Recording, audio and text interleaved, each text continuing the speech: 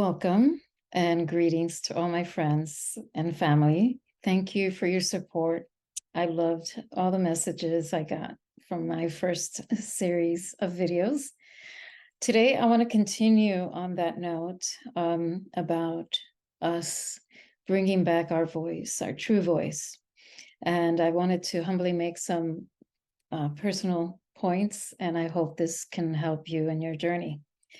I call this the voices that sabotages us, is because no, we're not going crazy or anything to that extent. But what I'm saying is that consciously or unconsciously, we do have a lot of external input from the world. And as I mentioned on the first video, our true voice, especially starting as a child, is dimmed. Slowly and surely, with the nose of your parents, with this and that, and making it obviously difficult to express oneself, starting in childhood and then going into adulthood, and trying to live in the society that we're living right now. So therefore, we think we are, one thing that I really want to emphasize is that the procrastination that comes with that sabotage. And what I mean is that a lot of the times I thought, I was lazy, or, whatever the reason was, but I recently started to really understand that it wasn't that I was lazy, but of the procrastination. I had all the intention in my heart to do this, to evolve, but there was always something holding me back. And it was most of the times not procrastination. So that helped me a lot to really dig in and to start to see what exactly I needed to start doing in order to phase out of that and be here right now with you, talking and expressing myself the way I wish to express myself, with respect to obviously myself and others.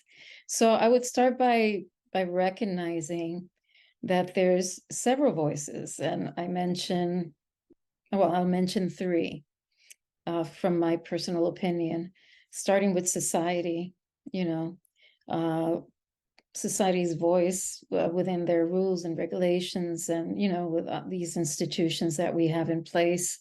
And then it's trickled down to obviously our family unit, our parents trying to implement these, and at the same time trying to survive, etc. And then having our parents implement those in our household.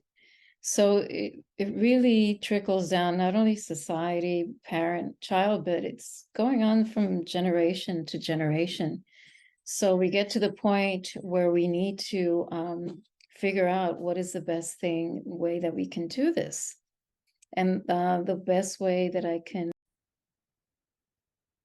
sorry, I had a little interruption, but as I was saying, that to start, my journey to start this unveiling of the voice, I had to recognize these three that I humbly mentioned. These voices are, you hear them consciously or unconsciously, and I'll get into that.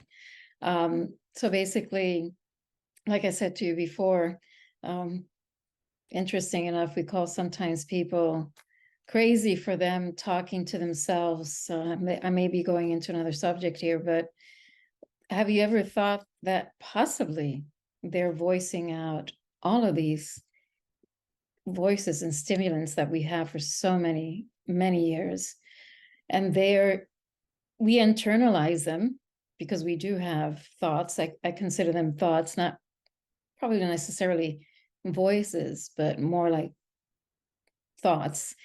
So we internalize them, and we're back and forth. And these people, unfortunately, get lost with these many thoughts, and they in my opinion, they're just voicing it out and they're just stressed and putting it out there. So one fact that I want to talk about, so you know how many thoughts we have per day. Science talks about us having about 60,000 thoughts per day. Even the historical Buddha, Shakyamuni Buddha, talks about in his teachings about 80,000 thoughts per day. And I think I did the math correctly. If it's around 80,000 thoughts per day, 24 hours a day, you're talking about one thought per second. So imagine how much stimulant, how much distraction we have when we're constantly having all these voices from different places coming from the society, our parents, and then our analytical mind. So we have all this inside of us. So how in the world are we going to really truly recognize our true voice, our own voice?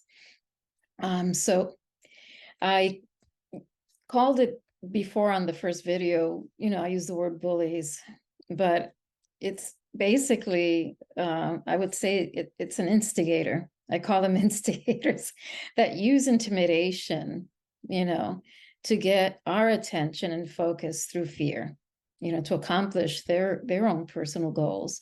So how do they do it? How does society does it? And it's doing that. It's pretty much implementing these fears and instigations and intimidations to get us to acquiesce, obviously, to their point, to where they want to go. So turning this around, how do we, navigate through those negative goals that they have put in place, that we are unfortunately accomplishing them through our attention and focus, and hence where we're at today. So how do we start honing in to this true voice and silencing the ones that we have been bombarded with? I would say, and I'm still doing it myself, the only honest way that I can think is just, believe it or not, is coming into silence. Here we are trying to look for our voice, obviously, but in order to recognize that and listen to our own inner voice is through stillness and silence. That would be, my opinion, one of the first things that I would start doing, which I am practicing as, mostly in the morning, and little by little incrementing it, because believe me, it's not easy. You want to have your to-do list, you have it in your mind, and especially women, we want to multitask. We do multitask a lot. So to sit down and be able to hone into your own voice, your breath. What I do, and I probably I humbly recommend, is that I put my hand in my heart. I literally touch my chest so I can bring myself to here instead of here, which we're always mostly up there. So I put my hand on my heart. I listen, I feel my breath. And after, for me, I do my breath work in the morning. I do some yoga and I do cardio.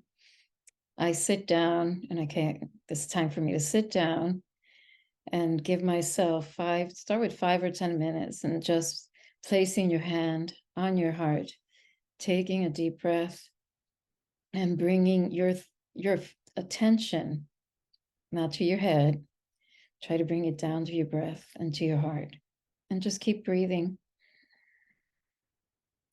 I like to bring in the word gratitude, and I may not be maybe grateful that day, but I'll just start by mentioning how grateful I am to myself. And I start going from inside to my cells and start going outside to me, to my environment, to Mother Earth, to Father, Son, to my family and friends. And I just keep going just to bring myself to my heart. And then just stay there for a little bit and just feel your body, feel and listen. And it doesn't have to be a voice. You don't need to hear a voice. Sometimes it's a discomfort. Sometimes you get intuition. It doesn't have to be a voice. Communication comes in many ways. Be open to things that will come up. You know, I have friends that call me up all of a sudden because I thought of them. I have them in my thoughts, and it's wonderful to have those synchronicities. So you can continue your breath and continue to build that internal communication, and have patience and be persistent as much as you can. Don't, don't bully yourself. Just be patient. Some days is better than others, but with practice, just keep it, like a little ritual in the morning and the evening.